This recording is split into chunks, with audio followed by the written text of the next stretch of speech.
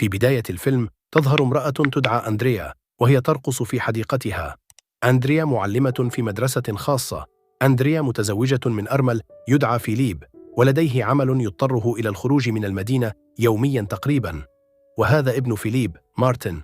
لدى مارتن صديق يدعى جينز. فيليب أيضاً ساموراي يقضي وقته عادة في التدرب على فنون الساموراي. في الواقع آثار وجود أندريا في المنزل خيبة أمل مارتن، لكن أندريا استطاعت التأقلم مع موقف مارتن. في ذلك الصباح تلتقي أندريا بخادمة تدعى ناديه. عندما أرادت أندريا مساعدة ناديه في المطبخ رفضت ناديز، معتقدة أن هذه ليست وظيفة أندريا. ثم جلست أندريا مع ناديه وسألته عن وظيفته. كشف ناديز أنه عمل في هذا المنزل لمدة 20 عاماً وأنه يعرف الكثير عن هذه العائلة.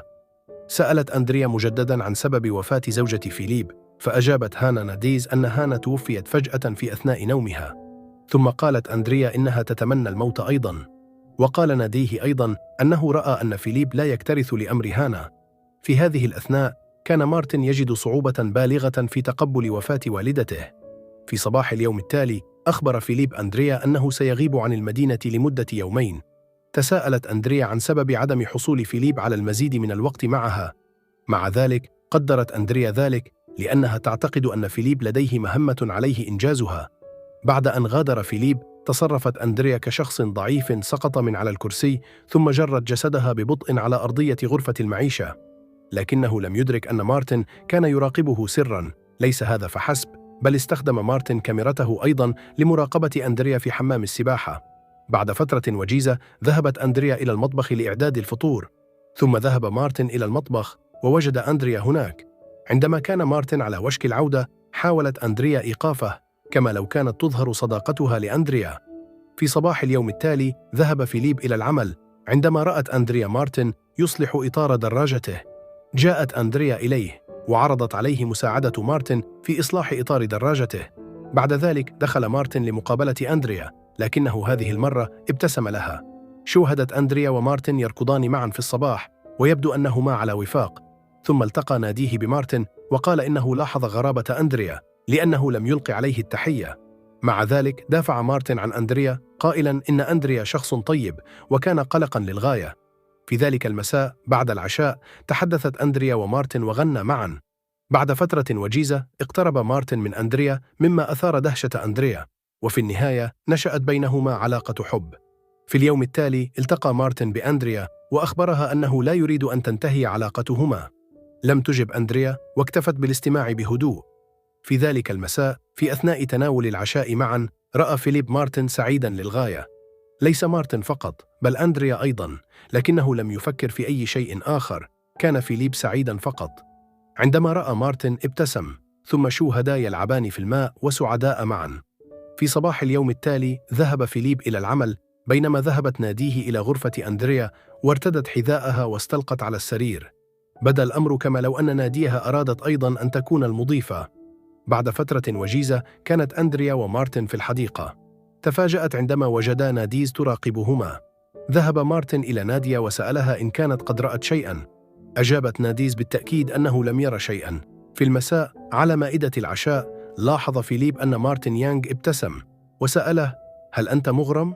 أجاب مارتن بتردد، فطلب فيليب من أندريا أن تروي بعضا من تجربته ليسمعها مارتن، لكن أندريا قالت إنه لا يملك أي خبرة. في تلك الليلة قبل الذهاب إلى النوم التقى مارتن بأندريا أمام الحمام. حاول مارتن الاقتراب من أندريا، لكن أندريا رفضته بشدة. تفاجأ مارتن فوراً عندما غادرت أندريا لتعود إلى غرفتها. في صباح اليوم التالي وجد فيليب مارتن في غرفة المعيشة. سأله لماذا لا ينضم إلى أندريا في تمارين الصباح. رد مارتن على والده الذي بدا عليه خيبة أمله من أندريا. في تلك الليلة عندما كان أندريا وفيليب جالسين معا تجول مارتن حولهما وأظهر غيرته. ثم في اليوم التالي التقى مارتن بأندريا عندما كان فيليب غائبا، حيث قال مارتن إنه يحب أندريا حقا، لكن أندريا ردت بأنها رأت أن مارتن كان يغار. عندما هددت أندريا بمغادرة المنزل رضخ مارتن أخيرا واعتذر. في أحد الأيام سمع أندريا شيئا يسقط في المطبخ. ذهب إلى هناك ووجد يد نادية مصابة بسبب زجاج مكسور. بينما كان يعالج يد نادية راقبهما مارتن من الباب. ثم اشتكى مارتن لوالده وطلب طرد ناديز. وافق والده. اسألوا ما السبب؟ قال مارتن إنه رأى أن أندريا غير مرتاحة مع ناديه واتهمه بسرقة كاميرته. فعل مارتن ذلك خوفاً من أن تبلغ ناديا والده عن مشاكله مع أندريا. ثم سبح مارتن ووالده في المسبح، وشوهد مارتن وهو يحاول إغراق والده. عندما كافح والده للخروج من المسبح، قال مارتن إنها مجرد مزحة. ثم طرد فيليب ناديه دون سبب، لأنه أراد فقط أن يرى مارتن سعيداً. ذهبت العائلة أخيراً إلى كوخ في الجبال لقضاء وقت استرخائهم. أحضر مارتن أيضاً صديقه المقرب جينز معه، وهناك لعبوا الغميضة. عندما كلف مارتن بالبحث عن المختبئين، وجد جينز سابقاً، لكنه لم يجد فيليب وأندريا اللذين كانا مختبئين في الكهف. بعد أن استمتعوا بجمال الجبال، عادوا إلى المنزل سيراً على الأقدام، مارتن ووالده، بينما أندريا وجينز. في الطريق تحدث مارتن وفيليب كثيراً.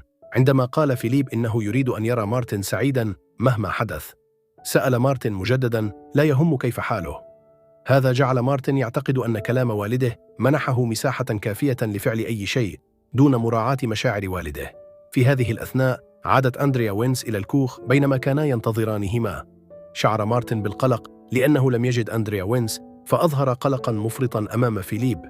شعر فيليب بالغرابة لأنه هو من يجب أن يفكر أكثر في مكان أندريا، لكن فيليب اختار الصمت، معتقداً أن مارتن كطفل يستحق القلق على حال عائلته. في ذلك المساء التقى مارتن بينس في غرفته وسأله أين ذهب مع أندريا. عندما مازحت ينسى قائلاً إنه وأندريا يستمتعان في الغابة، غضب مارتن وضربه. ثم عادت العائلة إلى المنزل بالسيارة، ورأى فيليب وجه ينس المكسور نتيجة ضربة مارتن. مع ذلك لم يدل مارتن بإجابة عن أفعاله. بعد وصولهما إلى المنزل وبعد أن استرخى فيليب وأندريا، غير مارتن طبعه إلى لطف وعانق والده. رأت أندريا نفاق مارتن الشديد، فذهبت لمواجهته وهو نائم وسكبت الماء على وجهه. في صباح اليوم التالي ركض مارتن وأندريا ووصلا إلى جسر للمشاة. وقف مارتن على الجسر ونادى أندريا. عندما أجبر مارتن أندريا على البقاء معه، بدا أنهما ما زالا معا. فقد أندريا السيطرة عليه بالخطأ، وسقط مارتن على مسار السيارة حتى فارق الحياة. وصلت الشرطة إلى المنزل واستجوبت أندريا وفيليب، ثم أجابهم فيليب بحزن. لبعض الوقت بدأ مارتن غريباً بالنسبة له، لكنه لم يكن يعلم ما يحدث لابنه. بعد عدة أيام وجد فيليب صورة أندريا في جيب مارتن. أدرك فيليب أن مارتن معجب بأندريا حقاً. التقت ناديز أيضاً بفيليب وكشفت له عن علاقة أندريا ومارتن، لكن فيليب قال: لماذا أخبرته توا؟ ثم طلب فيليب من ناديه العودة إلى العمل في المنزل. بعد ذلك شوهد فيليب وهو يدرب نفسه على استخدام الساموراي. في نهاية الفيلم تلتقي أندريا بناديز وتعطيه قميصاً جديداً ووشاحاً حول عنقه، لكن يبدو أنهم عرضوا فيلم أشياء غريبة في نهاية الأمر. وينتهي الفيلم. شكراً للمشاهدة.